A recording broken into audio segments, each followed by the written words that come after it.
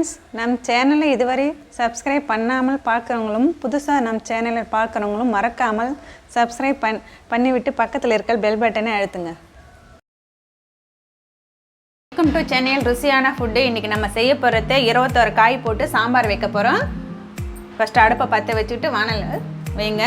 இப்போ பாருங்கள், பீன்ஸு கொஞ்சம், உருளைக்கிழங்கு கொஞ்சம், இது வந்து வள்ளிக்கிழங்கு சொல்லுவாங்க, இது கொஞ்சம், வெண்டைக்காய், கத்திரிக்காய், புடலங்காய், முருங்கைக்காய், கேரட்டு, வெள்ளை பூசணிக்காய், காலிஃப்ளவரு, கருணக்கிழங்கு, நூக்கல், கோவக்காய், பீன்ஸு,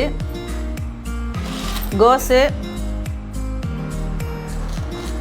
பச்சை பட்டாணி, நெல்லிக்காய், அவத்திக்கீரை, முள்ளங்கி, குடமிளகா, இது பெங்களூர் கத்திரிக்காய். மொத்தம் 21 காய் வச்சு தான் நம்ம இன்றைக்கி சாம்பார் செய்ய போகிறோம். வாங்க பார்க்கலாம். அடுப்பை பற்ற வச்சுக்கிட்டு கொஞ்சம் எண்ணெய் விட்டுக்குங்க.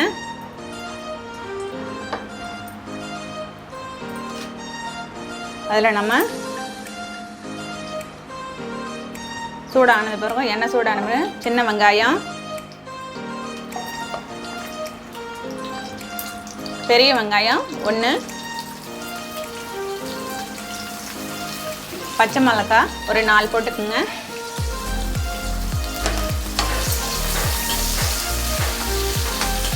நல்லா வதக்கிக்குங்க. தக்காளி 1ங்க, பெரிய தக்காளி 1 எடுத்துக்குங்க.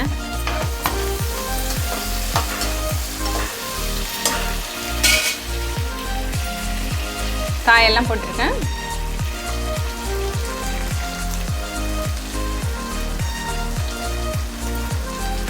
நெல்லிக்காய் தாங்க இன்றைக்கி விசேஷம். வைகுண்ட ஏகாதசிக்கு நெல்லிக்காய் ரொம்ப முக்கியம். அதை நம்ம போட்டு செய்ய போகிறோங்க. கத்திரிக்காய், வெண்டைக்காய்,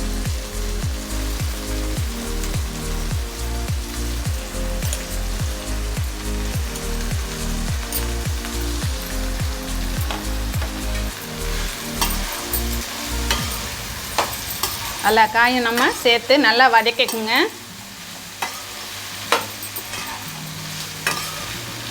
நம்ம குக்கரில் கூட ஒரு விசிலுக்கு வேக வச்சு கூட நம்ம எடுத்துக்கலாம். எடுத்துட்டு அதுக்கப்புறம் நம்ம தாளிச்சிக்கலாம். இப்போ நாங்களுக்கு காமிக்கிறதுக்காக எல்லா காயும் நல்லா வதக்கி, நான் ஏற்கனவே பருப்பு நாம் வேக வச்சுருக்கோம். 100 கிராம் பருப்பு இது வேக வச்சுருக்கேன். அதுக்கு ஒரு 50 கிராம் புளி அளவு கரைச்சி வச்சுருக்கேன் நான். அதுக்கு உப்பு, மிளகாய்த்தூள், மஞ்சத்தூள் போட்டு நம்ம ஃபஸ்ட்டு இது செஞ்சுக்கலாம். இப்போ நம்ம இந்த காய்க்கு தகுந்த மாதிரி நல்லா வதங்கிடுச்சு. இந்த காய்க்கு தகுந்த மாதிரி உப்பு போட்டுக்க போகிறோம். நான் 2 ஸ்பூன் மிளகாய்த்தூள் போட்டுக்கிறேன். குழம்பு மிளகாய்த்தூள் தான்.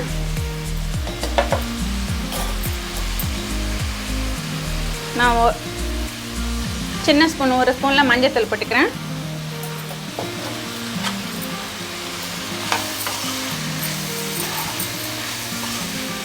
எல்லாத்தையும் நல்லா கலந்து விட்டுட்டு இதுக்கு தேவையான அளவுக்கு நம்ம தண்ணி ஊற்றி வேக வச்சுக்கலாம்.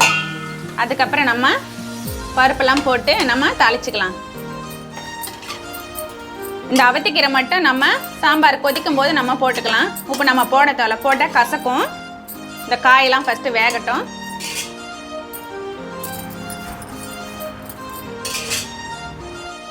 பாருங்கள், காயெல்லாம் நல்லா வெந்துடுச்சு. இப்போ நம்ம இந்த பதத்துக்கு வந்த பிறகு நம்ம பருப்பு வேக வச்சுருக்கோம்ல, அதை இதெல்லாம் நம்ம சேர்த்துடணும். அடுப்பை பற்ற வச்சுட்டு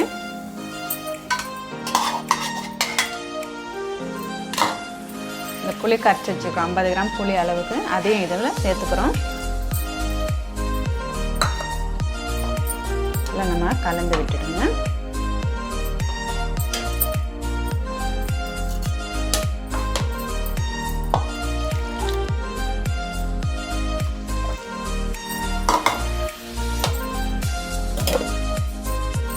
விட்டுடுங்க. இப்போ இந்த சமயத்தில் நம்ம இந்த அவத்திக்கீரையை நம்ம இதில் போடணும். நல்லா கொதி வரட்டுங்க. பக்கத்தில் ஒரு பேன் வச்சுக்கோங்க. நீங்கள் இந்த மாதிரி பேன் வச்சுக்கிட்டு கொஞ்சமாக எண்ணெய் விட்டுக்குங்க. ஒரு 3 ஸ்பூன் அளவுக்கு எண்ணெய் விட்டுக்குங்க. ஒரு 2 ஸ்பூன் அளவுக்கு நெய் விட்டுக்குங்க. கடுகு உளுத்தம் பருப்பெல்லாம் போட்டுக்குங்க.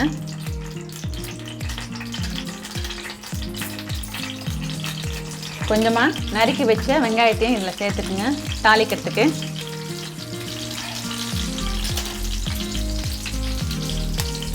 ஒரு 3 காஞ்ச மிளகாய்,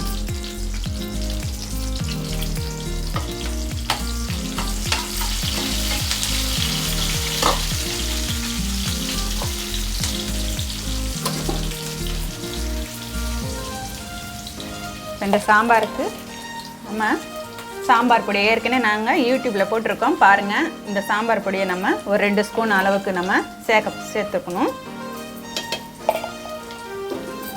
அதையும் சேர்த்து நல்லா கலந்து விட்டுக்குங்க.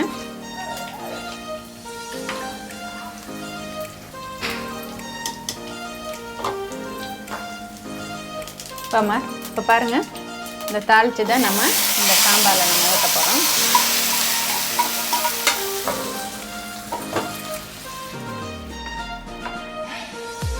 பாருங்கள், இவ்வளோ கமகம 21 காய் போட்டு சாம்பார் செஞ்சுருக்கோம்.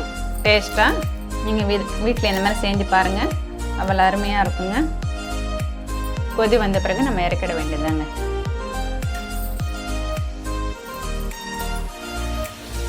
பாருங்கள், நல்லா கொதி வந்துடுச்சு.